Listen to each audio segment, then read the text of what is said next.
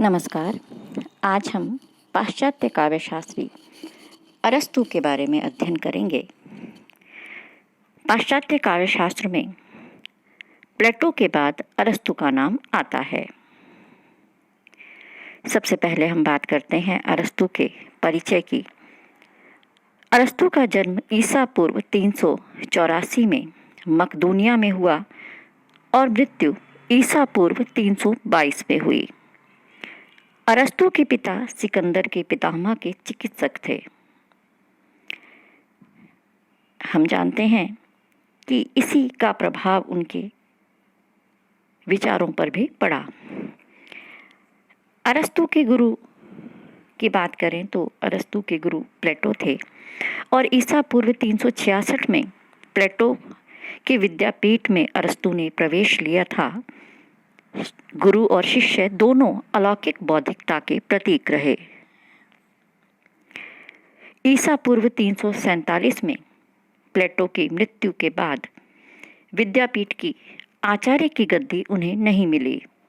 इससे निराश होकर एथेंस को छोड़कर अरस्तु चले गए और बाद में अरस्तु के ही सहपाठी हेरमियास के एशिया माइनर का शासक बनने पर हेरमियास ने अरस्तु को अपने पास बुला लिया और अपनी दत्तक पुत्री विथियास से अरस्तु का विवाह कर दिया। बाद में एशिया माइनर पर ईरान के आक्रमण के पश्चात अरस्तु मकदूनिया लौट आए और सिकंदर के गुरु बने। मकदूनिया के छल छद्मपूर्ण वातावरण को देखते हुए प्लेटो पुनः एथेंस आ गए, जहां उन्होंने अपना स्वतंत्र विद्यापीठ स्थापित किया। अरस्तु ने दर्शन शास्त्र, आचार शास्त्र, राजनीति शास्त्र, काव्य शास्त्र, भाषण शास्त्र आदि पर लिखा है। अरस्तु द्वारा रचित ग्रंथों की बात करें तो अरस्तु द्वारा रचित ग्रंथों की संख्या लगभग 400 बताई जाती है।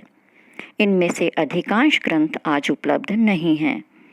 अरस्तु के पूर्ण ज्ञान की परिभाषा थी ज्ञान की सभी शाखाओं में अबाध गति, और उनके ग्रंथों की संख्या बताती है कि वे इस बात को चरितार्थ करते थे। अरस्तु के प्रमुख ग्रंथों में है काव्यशास्त्र। काव्यशास्त्र का यूनानी नाम है पेरी पोइटेकेस, अंग्रेजी नाम है ऑन पोएटिक्स।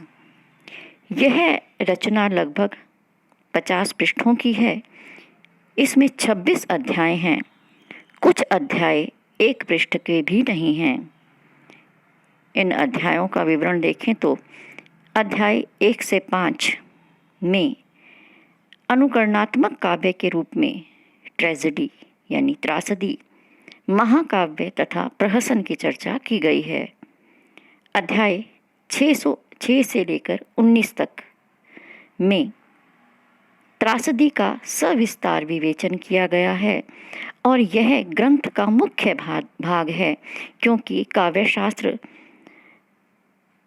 में त्रासदी का ही चित्रण मुख्य रूप से मिलता है। अध्याय 20 में व्याकरणिक विवरण है। अध्याय 21 से लेकर 22 तक में पद योजना आदि का निरूपण है। 23 से लेकर 24 तक में महाकाव्य का विवेचन है। अध्याय 25 में काव्य पर किए गए आक्षेपों का निराकरण है। अध्याय 26 में महाकाव्य और त्रासदी का तुलनात्मक मूल्यांकन किया गया है। अब हम बात करते हैं कि काव्यशास्त्र ग्रंथ की रचना का उद्देश्य क्या था।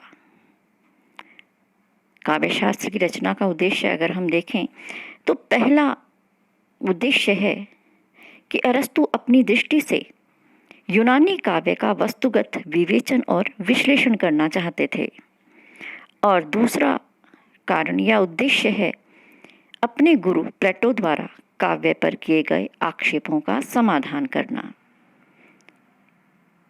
तो इन दो प्रमुख उद्देश्यों को लेकर के काव्यशास्त्र की रचना हुई है।